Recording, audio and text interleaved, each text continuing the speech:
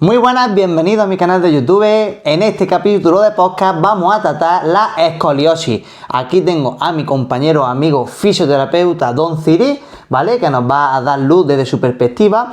Y yo ya sabéis que yo soy Juanmi, entrenador personal, trabajo en un gimnasio desde hace muchos años. Y ya sabéis que a los que me sigáis me dedico a compartir contenido de ejercicio y cosas de ese tipo por redes sociales. Así que quedaros hasta el final porque es un capítulo súper interesante. Escoliosis, tipo de escoliosis, ejercicios, muchísimas cosas. Va a ser el podcast más completo que existe sobre la escoliosis, explicado de forma sencilla, basado en evidencia y sobre todo con contenido de mucha calidad. Te animo a quedarte hasta el final porque te garantizo que te va a encantar. Tanto si tienes escoliosis como si conoces a alguien que tiene escoliosis, le puedes compartir este vídeo porque le va a alegrar la vida, te lo garantizo. Dicho esto, vamos a dejar que se presente nuestro invitado del podcast, capítulo 3, Don Ciri. Ya me he presentado él, no hace falta presentarme más.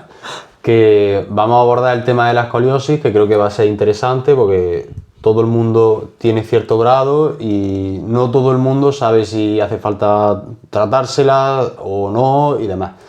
Y podemos empezar cuando queramos. Dicho esto, pasamos con el primer apartado. Pero antes de eso, suscríbete al canal para estar al tanto de todo el contenido que suba. Puedes seguirme en Instagram también como Entrena y Aprende con Juanmi, donde subo cada día contenido que te puede interesar. Y dicho esto, vamos a empezar. Bueno, Ciri, cuéntame y cuéntanos, ¿qué es la escoliosis? Pues la escoliosis es una deformación asimétrica de la columna vertebral. Principalmente o típicamente afecta más a mujeres que a hombres. Y se diagnostica, o mejor dicho, aparece durante la niñez. En algún momento de la infancia empieza a aparecer. Esos son las escoliosis que no se sabe bien cuál es el origen. Ahora después pasaremos a explicar los tipos de escoliosis porque hay otras que aparecen por enfermedades, etcétera. Sí, como todo, tiene factores que se pueden controlar, factores que no se pueden controlar y lo vamos a ir viendo a lo largo de este vídeo. El asunto más importante es que ahora más tarde veremos cómo podemos sospechar si hay o no escoliosis, o en nosotros o en otras personas, pero sobre todo en los niños, en la infancia. Si tenemos hijos que tienen escoliosis, lo importante es abordarlo lo antes posible para evitar que empeore la situación, porque puede llegar incluso a necesitar una operación, que es una cuestión de envergadura. Sí, esos son los casos ya más extremos y los más complicados. A partir de 40 grados ya hay tanta deformación en la caja torácica que los órganos se comprimen y se compromete su función. Entonces ahí es el momento en el que hay que enderezar sin más remedio las vértebras para generar más amplitud en la caja torácica y que los órganos puedan funcionar bien. Pero ya quedan secuelas por causa de la operación. Es el mal menor, pero es que no nos queda otra. Sí, a veces por las complicaciones y ya por priorizar, claro, las intervenciones que están para eso. Que no es por una cuestión estética. No, es por salud. Es por una cuestión de salud. Salud y porque esa persona va a tener más calidad de vida porque a través del ejercicio se le puede ayudar, pero hay personas, como tú dices, que ya, como tengo una clienta en mi gimnasio que tiene 50 grados de escoliosis, tiene la costilla que le pinza un poco el pulmón. Entonces hay movimientos para dormir que le molestan, hay movimientos que no puede hacer porque ya tiene esa deformidad que me comentas. Hay que valorar, porque no porque tenga 50 grados hay que meterla en un quirófano, porque recordemos que no es una cuestión menor. Entonces hay que valorar si realmente merece la pena el riesgo. Es como todo, individualización, es decir, cada persona necesitará una atención diferente. Es que puede generar problemas cardíacos, problemas respiratorios y problemas digestivos por causa de esa deformidad que al final comprime unos órganos u otros. Como ninguna escoliosis es exactamente igual a otra, porque siempre hay diferencias en las curvaturas, pues no se sabe exactamente en qué grado puede afectar a una persona con respecto a otra con los mismos grados de escoliosis. Exactamente. Valga la redundancia. Pues dicho esto, explícanos, tipos de escoliosis, ¿qué tipo de escoliosis tenemos? Vamos a pasar a otro vídeo, ¿no? ¿O qué hacemos? Uy, ¿verdad? Sí. ¿Sí? Bueno, explícanos qué tipo de escoliosis hay y sus niveles. Vale, pues los tipos de escoliosis, vamos a hablar de 3 tipos de escoliosis. 2 grandes tipos y luego uno que es mixto. Está la escoliosis estructural, que consiste en una deformación de las vértebras. Luego está la escoliosis postural, que viene provocada por asimetría de los miembros inferiores, es decir, de las piernas, o también por malas posturas, etc. Y luego está la escoliosis mixta, en la que hay una curvatura principal que es de origen estructural, es decir, porque las vértebras están deformadas y por causa secundaria a eso empieza a compensar la columna con unas curvaturas que sí que se pueden revertir. Claro, tenemos también, para que lo entienda la gente más fácil, la curvatura tipo C, que es solo una curvatura, ¿vale? Y no tiene curva compensatoria, y la de tipo S, que son las que tienen doble curva. Claro, pero las curvas en sí no te dicen realmente si, o sea, que sea una curva doble o una curva simple, no nos habla de si la escoliosis es estructural o es postural. Simplemente que hay más o menos curvas, ¿de acuerdo? Entonces, vamos a hablar primero de la estructural, perdón, de la postural. Perfecto. La postural se puede revertir. Tiene un gran pronóstico de mejora, ¿no? Sí, tiene buen pronóstico. No es una cosa que digamos, voy a tener que ir a quirófano por esto. No. El tema está en que tú no vas a ser capaz, tú mismo no vas a ser capaz de ver si es postural o si es estructural. Tienes que acudir o al fisio o al médico, lo que más rápido sea, sobre todo si genera también alguna dolencia, para ver si es la una o la otra. Entonces, las causas más probables por las que sucede una escoliosis postural, una pierna más corta que la otra, que no es raro, ¿vale? Normalmente puede haber cierta asimetría en cada persona. Otras veces ya por otras enfermedades, por ejemplo, puede haber una pierna notablemente más corta que la otra, como por ejemplo la gente que ha sufrido polio de pequeño, ¿vale? Que la pierna se le ha desarrollado menos. Afortunadamente, con la vacunación eso ya no pasa. O por lo menos en países del primer mundo no pasa. Entonces, en ese tipo de personas, ¿cómo podemos ver si la escoliosis es postural o no? Muy fácil. En el caso de una dismetría, que sospechemos que haya una pierna más larga que la otra, si sientas a esa persona en cualquier asiento y puedes ver su espalda sin camiseta, sin la prenda que lleve puesta, pues vas a ver que la escoliosis se corrige. Solamente sentando a una persona y mirándole la curvatura de la columna, ¿no? Sí, tú la tienes de pie sin camiseta y ves que sí que hay una curvatura, una dismetría, ¿vale? Cuando la sientas, ves que se corrige esa dismetría. Puede corregirse totalmente o parcialmente, ¿vale? De forma que podemos asumir que por lo menos en gran medida es postural.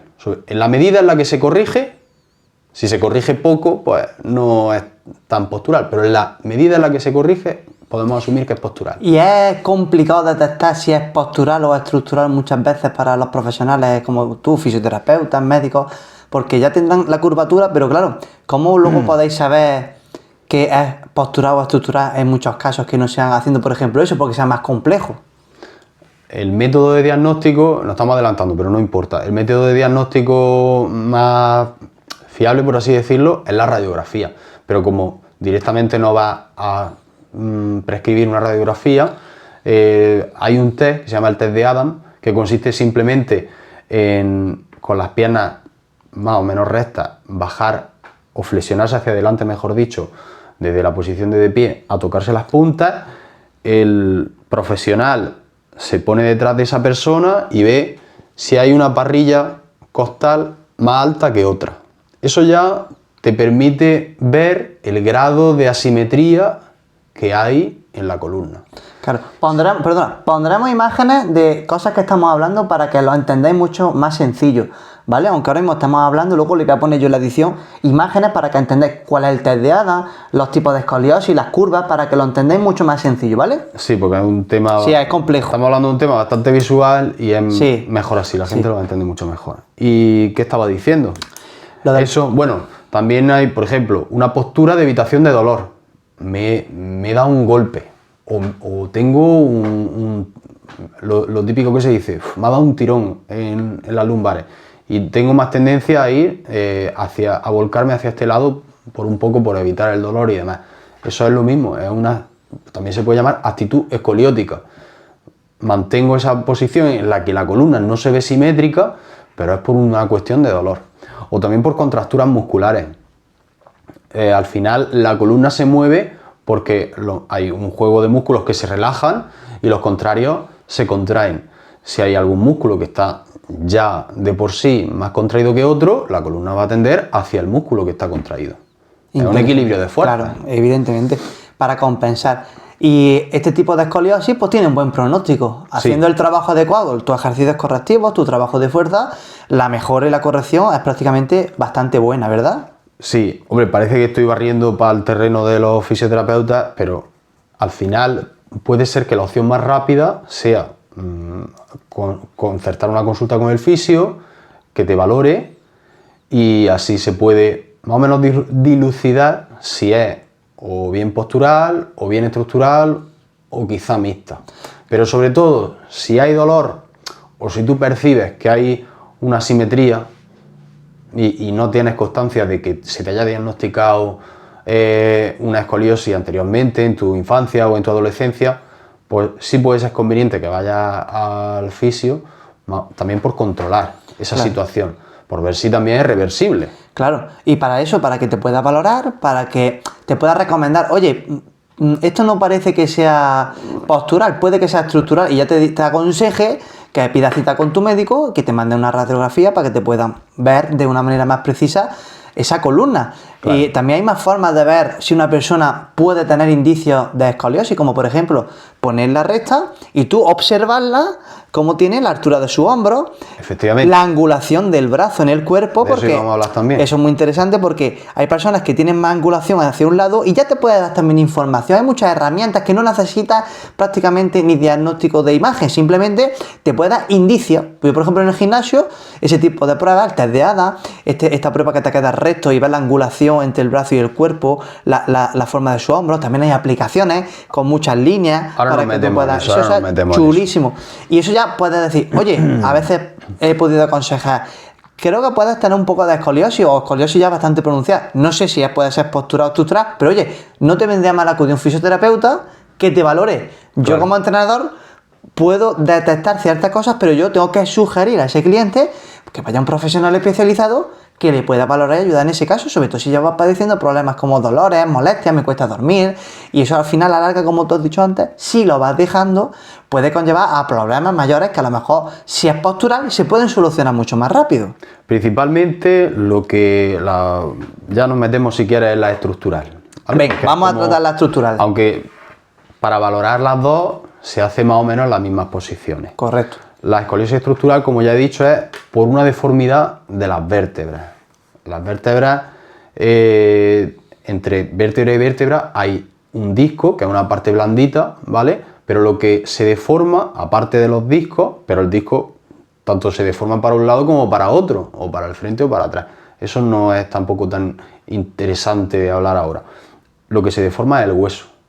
Con lo cual, cuando lo que se deforma es el hueso, una vez que ya hemos llegado a la adultez, eso difícilmente se va a solucionar. Vamos, difícilmente, no se soluciona. Para que nos enteremos. Si es postural, sí. Si es estructural, la deformidad del hueso, la vértebra va a seguir deformada. Otra cosa es que tú más o menos compenses con el movimiento de los discos para llegar a una posición algo más recta. ¿Se pueden rectificar algunos grados aunque sea estructural? Es decir, que sea deformidad de la columna en sí.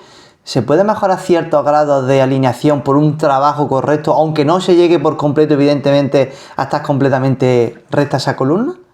Sí, pero esto ya es una consideración mía. Se puede mejorar ciertos grados, pero hay que tener en cuenta que lo más realista es aspirar a que no empeore. Exactamente, eso es lo que muchos clientes están preocupados. Por ejemplo, esta clienta que tiene 50 grados está yendo al gimnasio, se encuentra muy bien, mejor, dentro de sus limitaciones, y me dice, oye Juanmi, no quiero ir a peor.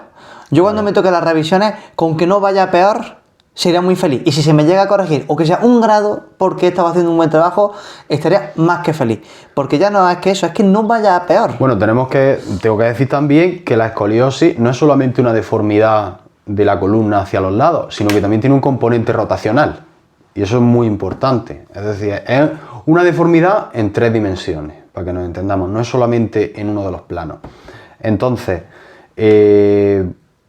también es verdad que este tipo de pacientes pueden presentar, como he dicho antes, una escoliosis que sea fundamentalmente estructural, pero luego haya pequeñas compensaciones a nivel postural.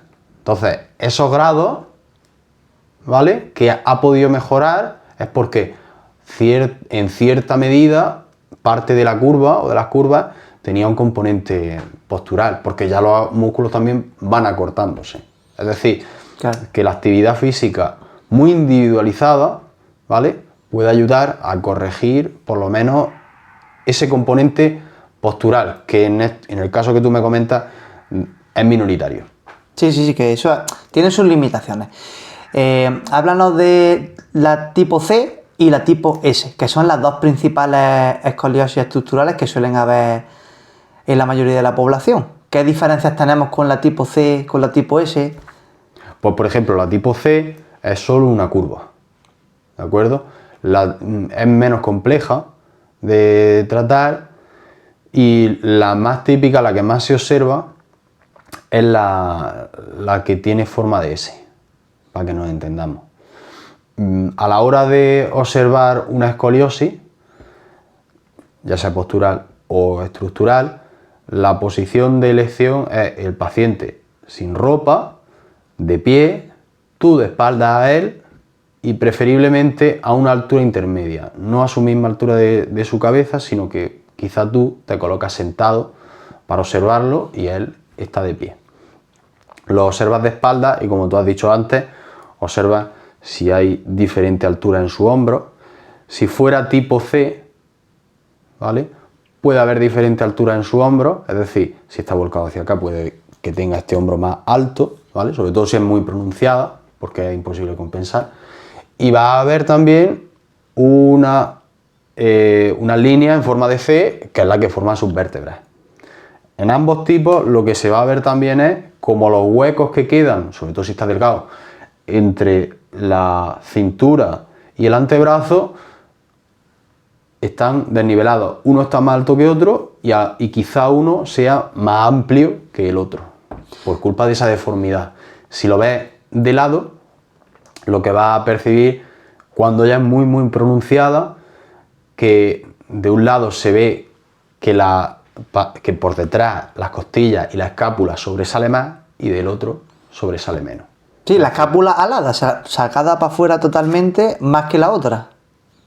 Sí, bueno, no quiero abordar el tema de la escápula alada, pero que podría ser de otro vídeo, sí. Pero que no es que esté alada, es que como la escápula está pegada a la parrilla costal por su posición, al final, si la parrilla costal se abomba, la escápula también va a estar más hacia afuera. Tiene que salir hacia afuera, más hacia adentro. Por la descompensación. Es por la rotación. Claro. Es por la rotación.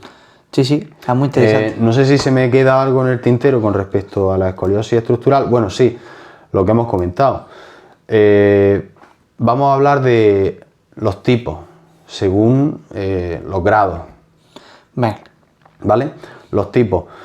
De 0 a 5 es lo que la mayoría de la población puede llegar a tener. Estamos hablando de los grados de deformidad. Es decir, hay una escala de grados que la voy a explicar ahora mismo, en la cual pues, se va diagnosticando la gravedad de la escoliosis. No se considera que hay escoliosis de 0 a 5. De 0 a 5 grados es lo normal, porque realmente nuestro cuerpo no es simétrico al 100%. Nadie tiene la columna recta como un palo al 1000 por 1000. Exactamente. Hay un pequeño margen que por eso lo está explicando, que va pues, de 0 a 5 es lo normal. No te tienes ni que preocupar, simplemente haces tu ejercicio y punto. Se considera que está dentro de los parámetros normales y no hay ningún problema ni nada, ¿vale? De 0 a 5 es lo normal.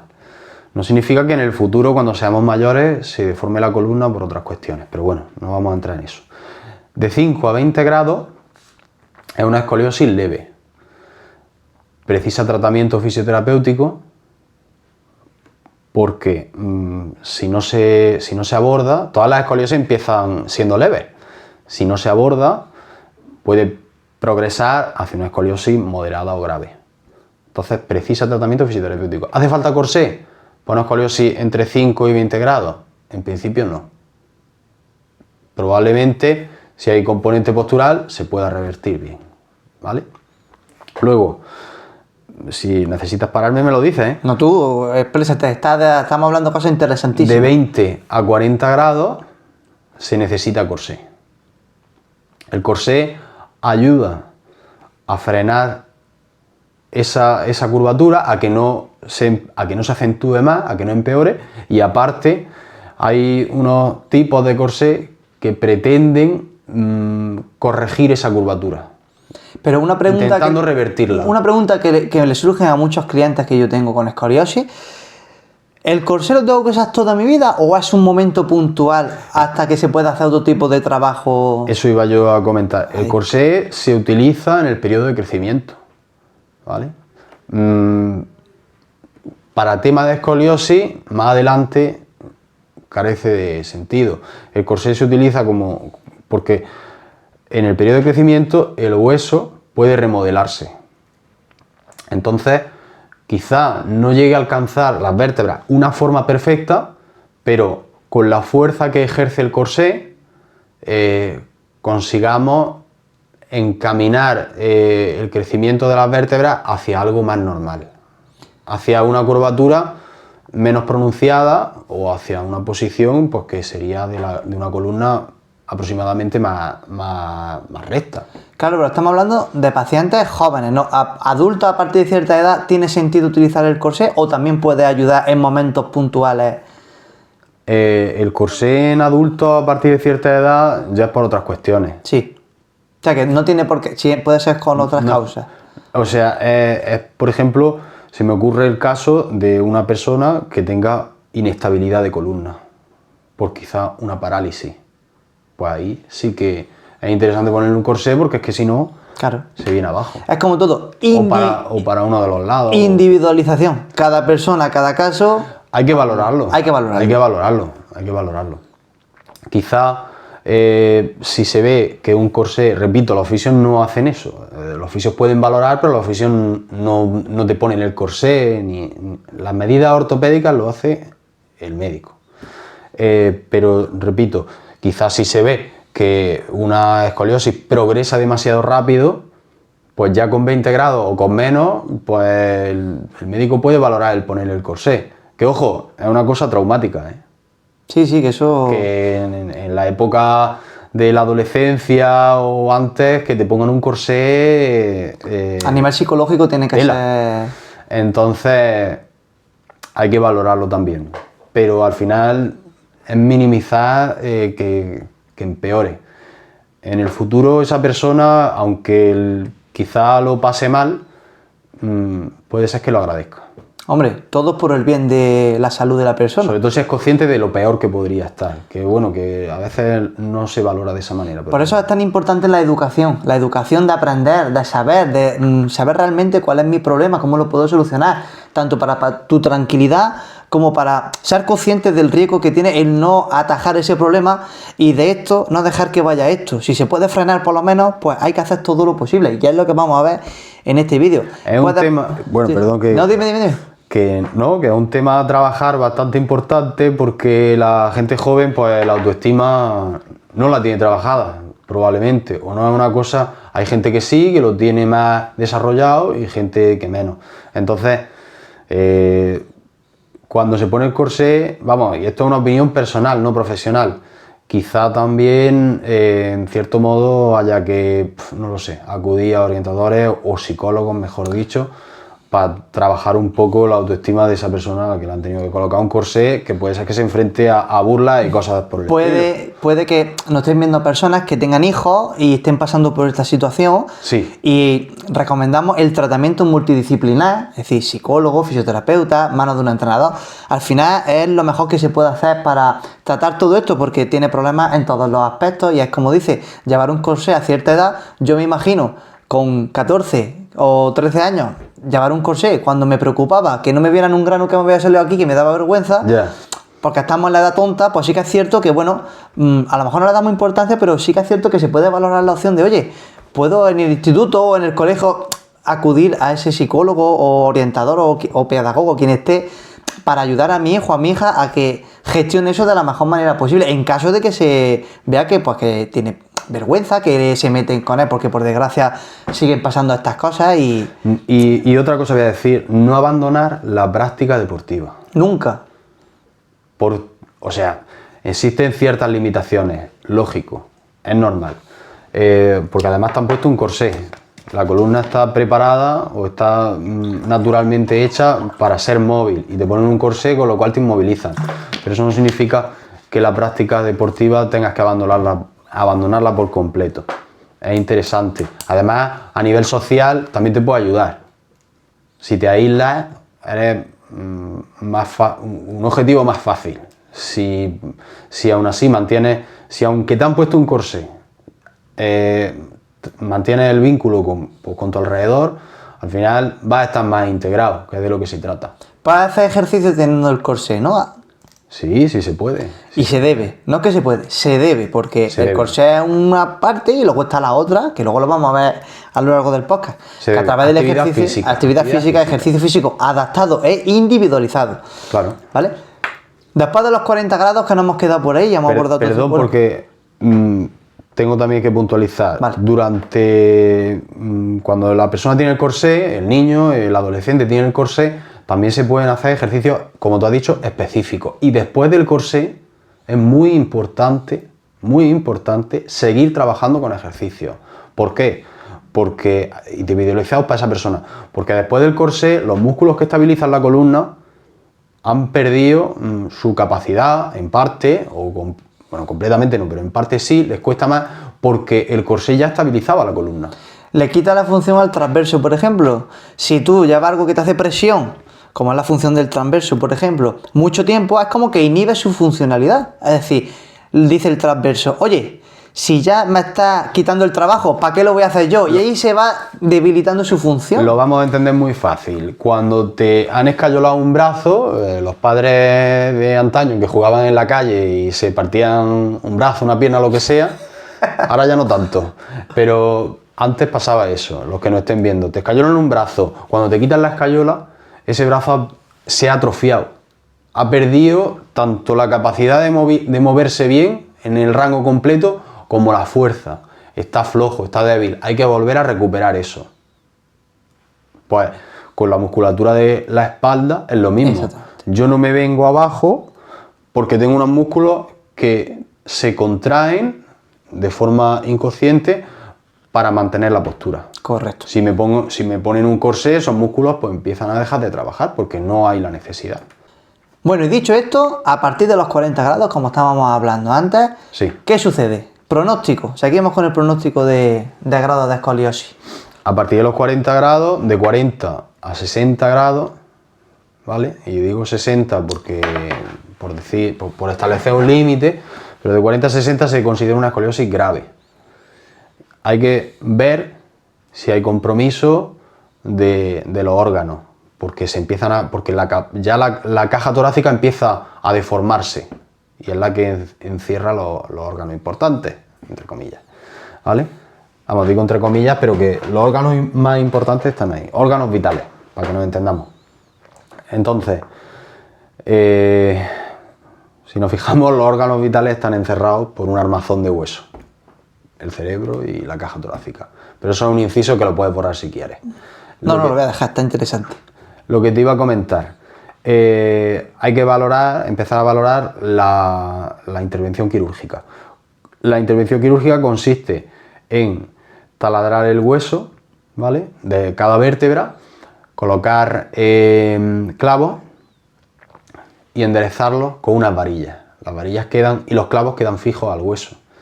Se trata de enderezar, no llega a quedar perfectamente alineada, ¿vale? Porque el grado, sobre todo cuanto más deformada estaba, no llega a quedar perfectamente alineada, por desgracia, pero se corrige bastante, de forma que ya permite que haya cierta amplitud en la parrilla costal. Si no se retiran las varillas, que es lo común, lo que se suele ver, la columna queda rígida en la posición en la que la hayan dejado, que se supone que es la posición más fisiológica o más natural posible. Cuando estaba actualizándome sobre el tema, llegué a ver que en Madrid había un procedimiento en el que las varillas, pues no sé si quedaban por fuera, exactamente no sé cómo funcionaba, pero se podían retirar. Entonces, cuando se hace en periodo de crecimiento, cuando colocan las vértebras en su posición correcta, por así decirlo, tienen la tendencia a remodelarse. Una vez que finaliza, creo que se hacía de esa manera, una vez que finalizaba el proceso de crecimiento se retiraban las varillas. De forma que la persona a lo mejor no recuperaba la movilidad totalmente, pero gran parte de la movilidad que se hubiera perdido si las varillas hubieran quedado fijas sí se recuperaba. Qué interesante. Pero claro, una persona, por ejemplo, que sea adulta y le haga una intervención de escoliosis, que a lo mejor no puede estar viendo, se le tiene que quedar una cierta rigidez, evidentemente, en esa espalda. Por eso es tan importante luego a través del ejercicio. Las vértebras que fijan se quedan rígidas. Claro, a través del ejercicio intentar ayudar y compensar para que ese núcleo central, el core, todo esté pues lo mejor posible dentro de esas limitaciones. En las operaciones por hernias discales, etcétera, que tengan que ver con eso, o cuando hay una fractura vertebral y demás, también se hacen fijaciones de ese tipo. Lo que pasa que normalmente no son de tanta envergadura, no se cogen tantos segmentos vertebrales, se cogen unas pocas vértebras para fijar un conjunto de vértebras determinado, que es donde está la afectación. Sí, interesante. Pero cuando es la escoliosis, pues, ¿qué pasa? Que imaginemos que la escoliosis solo se encuentra más pronunciada a nivel torácico, pues se fija las vértebras torácicas, las vértebras dorsales, y las otras quedan libres, ¿vale? Por suerte. Pero claro, eso también puede generar en el futuro ciertos problemas, con lo cual hay que incidir sobre la necesidad de detectar precozmente la escoliosis y tratarla. Y si hace falta un corsé, se pone un corsé. Sí, lo que es. Los problemas que vengan después se atenderán también convenientemente, pero el corsé, si hace falta, se pone. Claro, depende de cada persona. Y ahora que has mencionado el tratamiento a nivel genérico, porque esto evidentemente depende de cada persona. ¿Qué tipo de tratamiento tenemos para mejorar la escoliosis? Bueno, quería decir también, Bueno, sí. cuando se hace al igual que en el leve y en el moderado, se aplica fisioterapia y también se hacen ejercicios y demás, con esta es lo mismo. Es decir, aunque se haya perdido la movilidad de la columna, o parte de la movilidad de la columna, porque quizás no se fija toda la columna, hay que fortalecer esas partes que sí que han quedado móviles. ¿Me explico? Sí, que es lo más normal del mundo. Y también, hay que volver, por así decirlo, a hacer que la persona sea capaz de moverse de forma compensada, como no se ha movido en la mayor parte de su vida, claro, porque tenía la columna hecha de una manera y ahora S. tiene el cuerpo de otra manera y la musculatura y todo pues se ve. Hay que readaptar todo eso mucho. Entonces, exactamente, no es te opero y ya sigue tu camino, que ya estás bien. No, hace falta ahora un periodo de readaptación bastante mayor a la escoliosis leve o moderada. Sí. Las causas, que no lo hemos dicho. Las causas de la escoliosis estructural. Causa de la escoliosis estructural, para que se quede bien señalado. Pueden ser enfermedades congénitas del desarrollo, ya el niño nace con la columna deformada, son las minoritarias. Enfermedades de tipo neuromuscular, entre otras, ¿vale? Igual, minoritarias, por suerte. Y alrededor del 80% son idiopáticas. No se sabe bien, idiopático significa que no se sabe bien por qué aparece. Un cúmulo de factores. Sí, como todo, multifactorial, como la mayoría de problemas. Efectivamente. Y dicho esto, ¿qué tratamiento a nivel genérico, ¿vale? Tratamiento a nivel genérico tenemos para la escoliosis para poder mejorarla? Una vez ya lo sabemos, ¿qué tipo de tratamiento tenemos? Pues bueno, en camilla, para que nos entendamos, la terapia manual para relajar esa musculatura que está tensa, ¿de acuerdo? Va a ayudar, sobre todo, al componente postural de la escoliosis, va a ayudar a mitigarlo bastante. Y también a los síntomas que pueda generar esa rigidez por la escoliosis postural, ¿de acuerdo? Hacia donde se inclina la curva es donde va a estar esa musculatura más rígida, Habrá que ver cuál, pero es donde va a estar la rigidez. Y luego, a nivel del trabajo activo, pues ya tenemos que individualizar mucho los ejercicios, pero para que cualquiera lo pueda entender, lo que hemos dicho antes, si la musculatura se inclina hacia si la curvatura, si la columna vertebral se inclina hacia el lado donde la musculatura está más tensa, pues de lo que se trata es de tratar de estirar, de elongar esa musculatura, y la otra, tratar de fortalecerla más, ¿vale? Para equilibrar el tono muscular y que el movimiento sea mucho más armónico y que la posición también sea mucho más eficaz y más armónica y más cerca de lo que sería una columna, lo que se llama recta o fisiológica.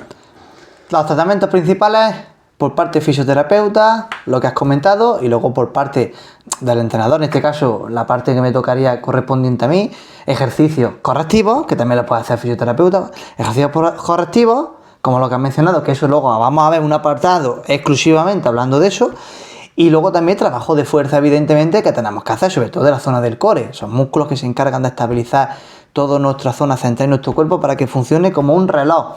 Y dicho esto, vamos a pasar con el siguiente apartado. Otra pregunta frecuente que la gente se hace es, bueno, ¿y yo cómo sé si tengo escoliosis? ¿Cómo puedo yo mismo detectar o cómo puedo sospechar de que tengo escoliosis y ya necesito ir a un fisioterapeuta y luego apuntarme a un gimnasio para que me ayuden con eso? Cuéntanos de modo genérico para que una persona tenga herramientas para sospechar y por lo menos que barajen la opción de poder acudir a un profesional que la valore. Pues la escoliosis, lo primero que salta a la vista es el impacto estético. Es decir, como es una asimetría, ¿vale? Se va a ver mucho. El factor estético también es una cosa importante, sobre todo cuanto más pronunciada es. Pero cuando es muy pronunciada ya lo sabes. El caso es cuando la escoliosis es menos de 20 grados, quizás no se te ha diagnosticado y tienes la duda. Pues frente al espejo podemos mirar si hay alguna simetría con respecto a los hombros, si hay alguna simetría con respecto al hueco que en la gente que está delgada hay entre los brazos y el codo o el antebrazo, si queda más alto, si queda más, o alguno más estrecho que otro, pero también te lo va a ver una tercera persona. Cuando te agaches, si se pone detrás tuya, va a ver que hay una parrilla costal más alta que la otra. En el caso de los padres que tengan hijos, pues es conveniente ir observándolos. En los críos también se ve muy fácil. Lo que hemos dicho antes, se le pone de espalda y se ve si la columna está alineada o no. De todas maneras, el pediatra lo controlará y lo diagnosticará quizás antes de que incluso los padres lo vean. En caso de niños, evidentemente, con el control del pediatra ya se puede detectar más sencillamente, oye, vuestro hijo creemos que puede tener el principio de tener escoliosis y esto pues se puede ir corrigiendo más sencillo. Pero Sí. si no es el caso y luego a medida que van pasando los años, uno se va viendo, por ejemplo, como te he dicho, te puedes mirar al espejo y ver la alineación de los hombros. Una segunda persona te puede echar un vistazo para ver si tienes desalineación, o a medida de estos test sencillos como el test de Adam o el test de el ángulo del brazo sobre el cuerpo, se puede ver y se puede sospechar, pero no hay que alarmarse. La escoliosis es una cosa bastante frecuente y si es postural o estructural tiene un tratamiento otro y un pronóstico otro, pero no hay que alarmarse porque siempre tiene margen de mejoría, unas más que otras evidentemente, pero no asustarse y no vivir con ese miedo porque muchas personas tienen escoliosis y yo las conozco y tienen una calidad de vida excelente y pueden hacer su vida prácticamente con casi total normalidad, salvo que sean casos extremos. Entonces no hay que alarmarse, simplemente hay que ir tratando las cosas para que nos vayan a más y mejorar lo máximo posible. Sí, tenemos que pensar que cuando todos envejecemos siempre va a haber un grado de degeneración a nivel de columna y demás. Si la actividad física que hagamos moderada incluye pues, el fortalecimiento de la musculatura que estabiliza la columna, tendremos menos tendencia a eso. Si aparte ya partimos de una escoliosis leve o moderada, pues tenemos que tenerlo muy presente. Que si no trabajamos eso, si no estamos concienciados de esa necesidad de trabajar nuestra musculatura para estar lo más fuerte y lo más compensados posible, en el futuro seguro que vamos a seguir viéndonos peor y a perder más función de la columna por eso mismo, más movilidad. Y dicho esto, ya que sé que tengo escoliosis, ¿vale? Y ya nos metemos aquí también en parte de este apartado. Si tengo escoliosis y ya sé que la tengo, ¿qué tengo que hacer? ¿En qué caminos me tengo que mover para mejorar lo máximo posible, para que no vaya más? ¿Qué tengo que hacer principalmente si tengo escoliosis? Como ya hemos dicho antes, consultarlo con el profesional sanitario, aclaro, médico, fisioterapeuta, que tengamos más a mano. Es decir, cuanto antes abordemos el problema, mejor.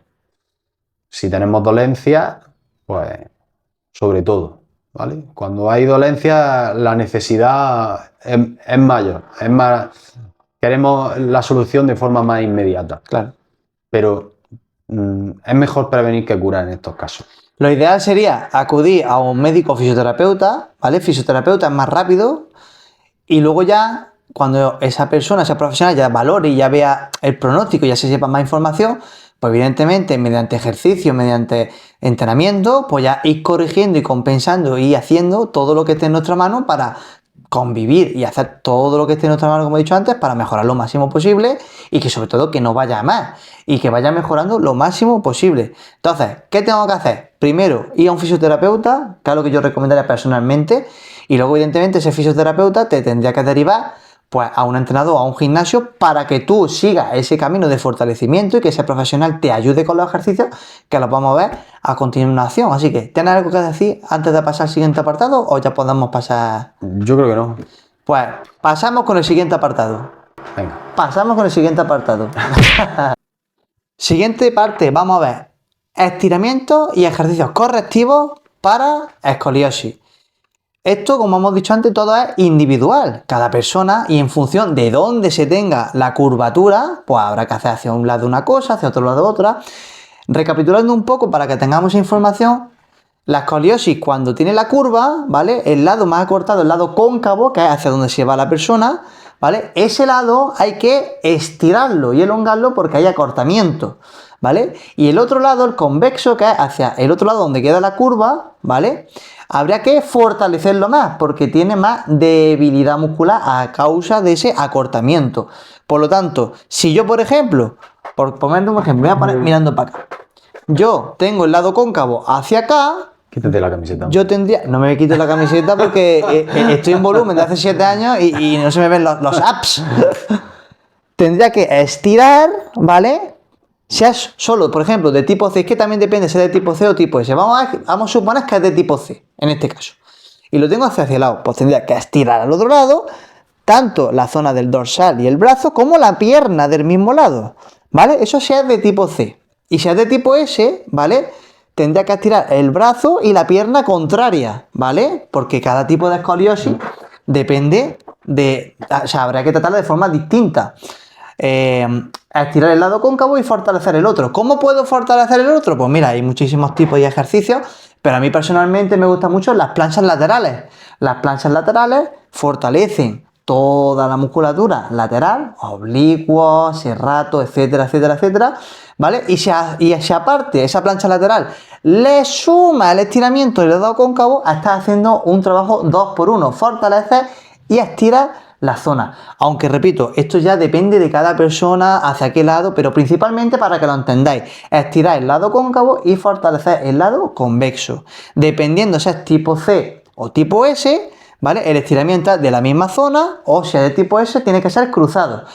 ¿Qué tipo de ejercicios tenemos también para, por ejemplo, si es tipo S?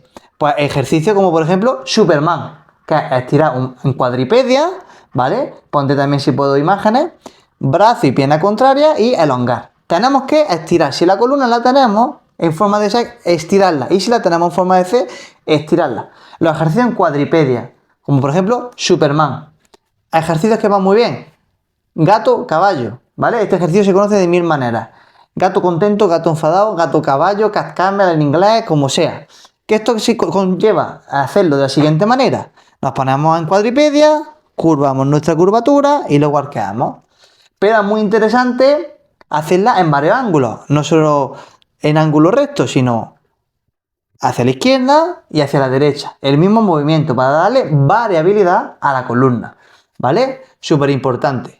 Quiero decir una cosa. Dime. Es interesante en el tema del gato y el caballo también estirar la musculatura, vamos, la musculatura antagonista. Por ejemplo, si yo quiero hacer bien una buena extensión, ¿vale? De columna, si mi abdomen está muy tenso o acortado, si mis psoas están también más bien acortados, me va a ser complicado. Si el resto anterior del cuádriceps está acortado, va a ser complicado.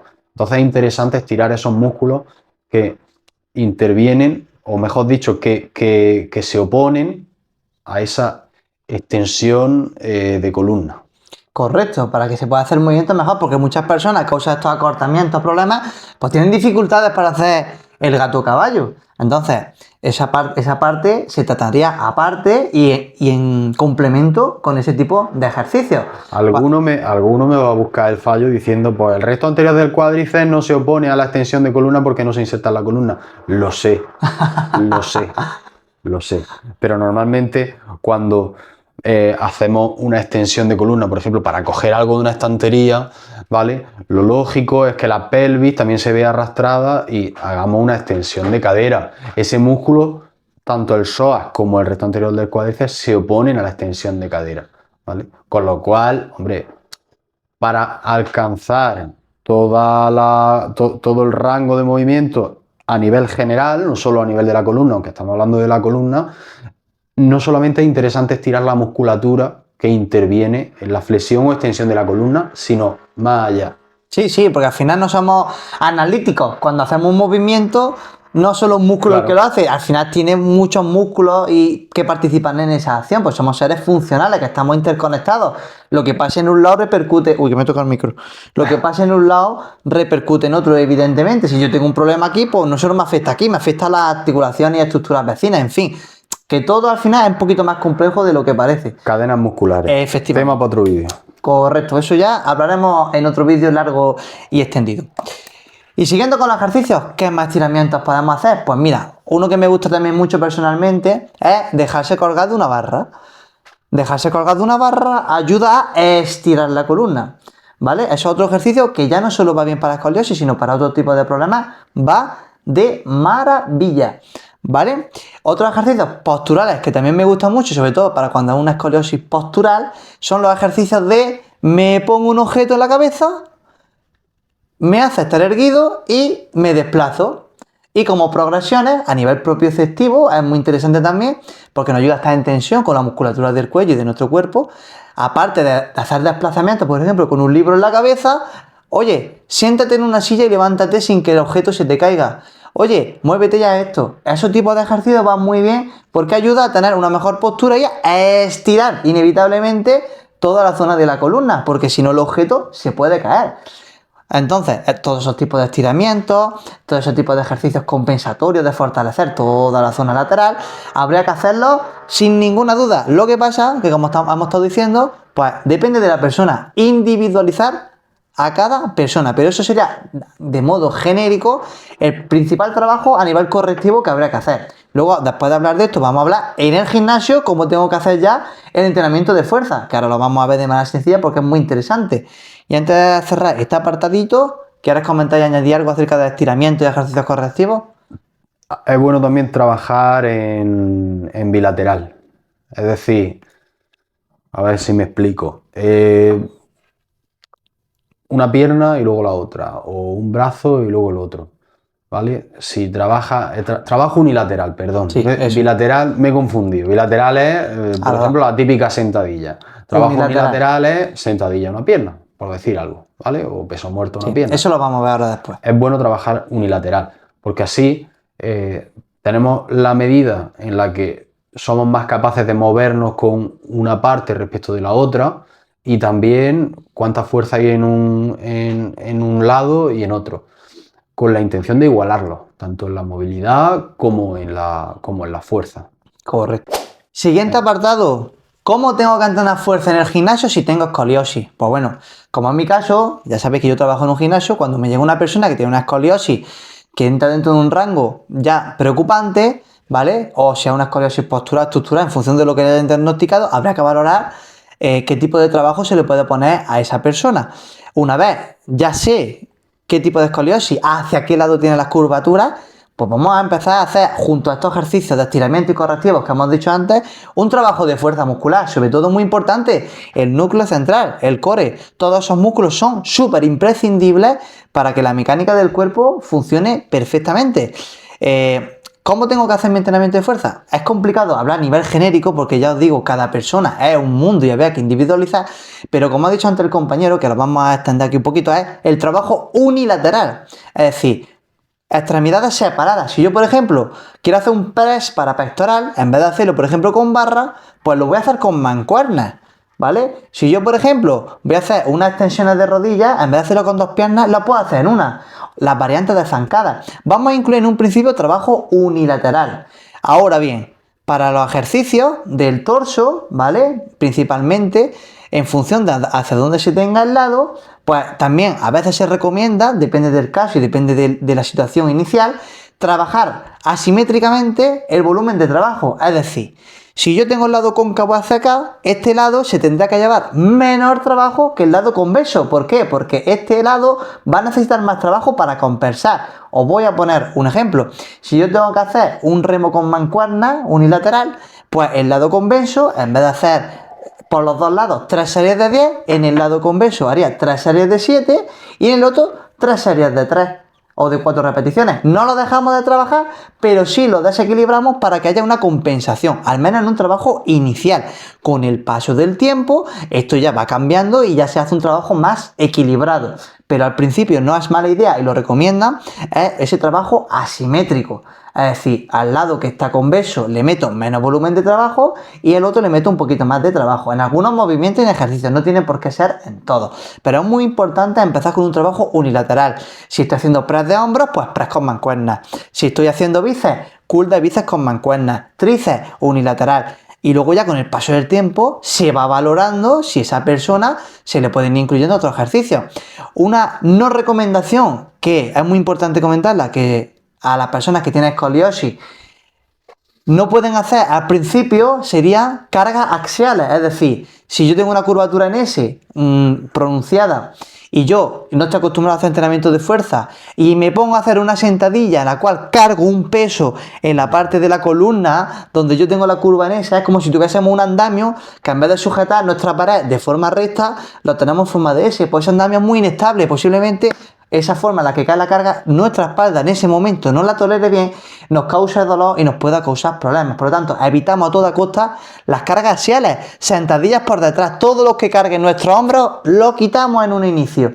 ¿Cómo puedo hacer la sentadilla sin que esto me repercuta? Por ejemplo, la carga por delante, sentadilla en copa. Tenemos variantes, sentadilla en copa, todas las variantes de zancada, sentadillas búlgaras, todo ese tipo de ejercicios van de maravilla, pero vamos a evitar las cargas axiales, porque como nos puede verificar él, en un principio, si nuestro cuerpo no está adaptado a ese tipo de carga axial y encima ponemos más peso del que tenemos que poner, Claro. puede ser contraproducente, ¿verdad? Sería como comprimir un muelle más, Correcto. todavía. Lo que pretendemos es precisamente lo contrario. Entonces, es interesante suprimir las cargas axiales por lo menos de momento. Claro, luego ya con el paso del tiempo, en función de la persona, cómo vaya evolucionando y cómo vaya tolerando las cargas, evidentemente se puede hacer sentadillas, pero claro, siempre depende de la persona y depende de su progreso, porque me encuentro en el gimnasio muchísimas personas que van, ni siquiera preguntan, van como a su bola y no nos piden consejo de, oye, tengo escoliosis, ¿qué puedo hacer? Piensa que puedo hacer cualquier cosa de cualquier manera en cualquier punto. No, hay que ver en qué punto estamos, cómo evolucionamos y luego ya se puede ir replanteando qué ejercicios podría ir añadiendo. Pero a grosso modo, ejercicios unilaterales, ¿vale? Y luego ya con el paso del tiempo, junto a los correctivos, los estiramientos y todo, y un buen trabajo de la zona media, planchas frontales, planchas laterales, press pull-up, Superman, ejercicios antirrotación, antiflexión, en fin, todo ese tipo de ejercicios para centrar nuestro trabajo de fuerza compensado, y luego ya con el paso del tiempo, esa persona se le puede ir valorando qué tipo de ejercicios o rutinas puede hacer, ¿verdad? También es interesante trabajar en el máximo rango. ¿Por qué? Porque si yo, por ejemplo, imaginemos que en un remo con mancuerna, veo que con este brazo, esta cintura escapular la tengo más acortada por la posición asimétrica de mi columna. Y veo que llego hasta aquí. Y con el otro veo que llego hasta aquí, ¿vale? La tendencia normalmente va a ser decir, bueno, yo con este llego hasta aquí, pues yo con este también. Y no. De lo que se trata es de que en el rango máximo, siempre y cuando no haya riesgo de lesión, es decir, que no nos duela, que sea una carga moderada, ¿vale? Tenemos que intentar igualar el que menos rango tiene con el que más rango tiene. No al contrario. No sé si me estoy explicando. Claro. Es decir, sí. el que más rango tiene no debe disminuir su rango en favor del que menos rango tiene, sino al contrario. Potenciar, una cosa que también voy a comentar, porque la ha dicho, es súper interesante, es, por ejemplo, vamos a poner un ejemplo muy sencillo. Yo estoy haciendo una máquina de jalón de espalda, pero yo la voy a hacer unilateral. Entonces, yo, el lado cóncavo, ¿vale? Voy a tener más acortamiento a la hora de estirar. Y seguramente el lado convexo, como ha dicho él, tenga más recorrido. ¿Qué puedo hacer o qué tengo que hacer? Si yo hago trabajo unilateral de la máquina de jalón, yo empiezo con el cóncavo. Pero cuando estiro en la fase excéntrica, puedo hacer una pequeña pausa en estiramiento. ¿Para qué? Para ir estirando las fibras musculares que están acortadas de ese lado cóncavo. Y el lado convexo, equilibrarlo sin forzar más de la movilidad, porque siempre va a tener más movilidad y estiramiento del lado convexo que del lado cóncavo. Entonces, sería también buena opción y buena idea en los ejercicios de dorsal, por ejemplo, si estamos haciendo una máquina de jalón, hacer una pequeña pausa de 1 o 2 segundos en fase de estiramiento. ¿Para qué? Para compensar el rango de movilidad y equilibrar ese tipo de descompensación que ha mencionado él, que es súper interesante y que habrá que hacer siempre. Claro, aunque lo que se dice normalmente es que no hay que hacer compensaciones cuando hacemos ejercicio con carga exógena, en este caso podría ser beneficiosa siempre y cuando no sea una carga exagerada. Claro. Siempre y cuando la carga, dentro de lo que es la compensación que hagamos, no nos vaya a suponer el riesgo de una lesión. Claro, es como todo, individualización. Es importante aclararlo, ¿eh? Sí, hombre, claro, por supuesto. Y es lo que estamos hablando. Y no siempre tiene por qué ser así. Luego, a medida que pasan los meses y el tiempo, no todos los ejercicios los va a tener que hacer así. Luego ya llegará un punto que ya tenga un trabajo más equilibrado e incluso, ¿por qué no? Puedes hacer ejercicios, pues si quieres hacer un prebanca luego con barra, pues la puedes hacer. Al final es adaptar el cuerpo, primero ir corrigiendo esos desbalances, sobre todo si es una persona que tiene actitud escoliótica postural, que es la que mejor pronóstico tiene, y al final ese tipo de personas, pues luego prácticamente no tienen ninguna limitación, lo pueden hacer todo con total normalidad. ¿Cómo sabemos si mejora? Eso es muy importante. Muy bien. Medirlo al principio, medirlo durante y medirlo, pues bueno, al final, si es que hay un final. Correcto. Para que nos entendamos. Lo que no se mide no es que no mejore, es que no se sabe si mejora. Con lo cual, hay que hacer una valoración exhaustiva y en función de eso, el que se encargue de realizar la readaptación con esta persona, ya sea el fisio, ya sea otro profesional, tiene que tener conocimiento de esas dismetrías, tanto en funcionalidad como en rango de movimiento, como en posicionamiento, para poder trabajar con esos valores, para poder mejorar o igualar, mejor dicho, esos valores. Eso es prácticamente lo que yo hago en mi trabajo. Si yo tengo un cliente, primero valoro una serie de pruebas que si yo quiero saber si la han mejorado o no, o sea, tengo que ir repitiendo durante el proceso. Si ha ganado fuerza, si ha ganado movilidad, analizar todo ese tipo de cosas y tener métricas, para que esas métricas sean objetivas y que tú con el paso del tiempo puedas ver si ese cliente pues va mejorando, porque si tú no valoras y no haces nada, porque es cierto que no todo el mundo trabaja igual de bien, hay gente que no te valora y vaya a la bola y te da exactamente igual, ¿vale? Hablo de entrenamientos personales, ¿vale? Porque, por ejemplo, en un gimnasio, eso tampoco se puede hacer con cada persona de esa manera, porque eso ya no sería un servicio de un gimnasio normal, que a veces en algunos gimnasios no hacen ni la rutina de entrenamiento. Es que eso ya entra parte de un entrenamiento personal. Como yo, cuando tengo un cliente personal, que los tengo, los valoro de arriba a abajo perfectamente, tengo mis métricas y yo ya sé en qué basarme si esa persona va mejorando, ¿no? Sí, eso requiere un servicio individualizado. Claro. Que excede la cuota que se pagaría en un gimnasio normal. Claro, por una cuota de 25, 30, 35, 40, 45, pues da tanto margen de precio, porque depende del gimnasio, normalmente te dejan el uso de la instalación y algún tipo de asesoría básica del monitor que esté allí, como suele pasar en mi gimnasio. Pero pasa que en el gimnasio donde yo trabajo, pues sí hacemos rutinas bastante bien, ¿vale? Trabajamos muy bien, pero yo sé que en otros tú estás entrenando en otro gimnasio y como yo tengo clientes online, por ejemplo, que me piden la planificación personalizada online para poder hacer en el gimnasio porque no tienen ni idea, ¿vale? Que por cierto, ya que estamos hablando de esto, si necesitáis un entrenador online, yo trabajo de entrenador online, os puedo ayudar con cualquier tipo de problema. Os paso vuestra planificación o hago vuestro seguimiento para que tengáis este tipo de herramientas. Como digo, todo el mundo tiene derecho a poder hacer las cosas bien y yo os puedo ayudar online, porque si no estáis en mi localidad os puedo ayudar online, como ayudo a muchísima gente. Si tienes escoliosis, si tienes cualquier tipo de problema, si quieres perder grasa, si quieres ganar músculo, yo te puedo hacer tu planificación y las cosas que necesitas para ese objetivo. Te puedes poner en contacto conmigo o a través de mi correo electrónico que está en la descripción del vídeo o a través de mi Instagram, Entrena y Aprende con Juanmi, que me puedes escribir y yo contesto a todo el mundo, ¿vale? Para que lo tengáis en cuenta. Bueno, y dicho esto, vamos a concluir toda esta información, que por cierto, por favor, dale me gusta, dejadme un comentario, a ver si os ha gustado. Yo creo que ha quedado un podcast súper completo y súper bueno. Evidentemente, se habrán quedado cosas sin hablar que cuando cortemos el vídeo vamos a decir, tenía que haber dicho esto, tenía que haber dicho lo otro. Siempre pasa. Pero creo que ha sido bastante completo, bastante sencillo de haberlo explicado. Pondremos apoyo a visual y creo que, y espero que ojalá os haya ayudado, ¿vale? Y que si conocéis a alguien que tiene escoliosis, si vosotros tenéis escoliosis, que os sirva de ayuda y que le compartáis el vídeo, de verdad. No sabéis lo que os va a ayudar a esa persona, lo que os lo va a agradecer, porque muchas personas están perdidas y no tienen ni idea.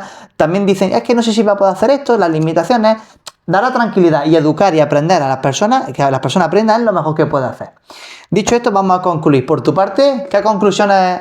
Que ante la sospecha de que podáis tener escoliosis o de que alguien cercano, un hijo o algún familiar la tenga, lo mejor que puede pasar es que vayáis a algún profesional y os diga, pues mira, esto tampoco hace falta dedicarle mayor atención porque no es una escoliosis importante. Eso es lo mejor que puede pasar. Entonces, no os quedéis con la duda, consultar con un profesional que siempre viene bien. En caso de que haya que tratarlo, se trata y probablemente vuestra calidad de vida también mejore. Por otro lado, ¿qué más iba yo a decir? Se me ha ido ahora de la cabeza. No, tú piensas. Vale. Tranquilo. Sí, hombre, yo espero que por lo menos en mi parte, y yo sé que es la de él también, pero en la mía por lo menos que haya quedado todo claro. Si queréis o si tenéis alguna duda, podéis preguntar y estaremos, sobre todo al principio, pendientes pues para resolverla lo mejor posible. Si tenéis alguna duda, la podéis dejar en comentarios. Si queréis que hablemos de más cosas, dejadla en comentarios. Nosotros lo hacemos porque nos gusta. Tampoco nos va a ver 1 millón de personas. Si nos ven 100 personas, a un milagro. Pero son 100 personas que se pueden sentir ayudadas. Y con que solo sea una, a mí me da exactamente igual. Lo hacemos porque nos gusta. Claro. Disfrutamos de nuestro trabajo. También, pues, compartimos conocimientos, compartimos experiencias. Y sobre todo con la exactamente. Y con la intención de ayudar. Que luego nos gusta tener este tipo de vídeos guardados porque son muy interesantes. Así que, si quieres añadir algo más para concluir, ya estaría. Por tu parte, ya está, perfecto. Por mi parte, lo primero, muchísimas gracias por ver el vídeo. Yo sé que estos vídeos son largos y seguramente por completo lo vea poca gente, pero lo podéis ver por partes. Un día puedo ver 5 minutos, otro día 10 minutos, lo que queráis, porque yo sé que el tiempo tampoco sobra, pero a un tiempo bien invertido siempre. Así que lo primero, muchas gracias por verlo y llegar hasta aquí.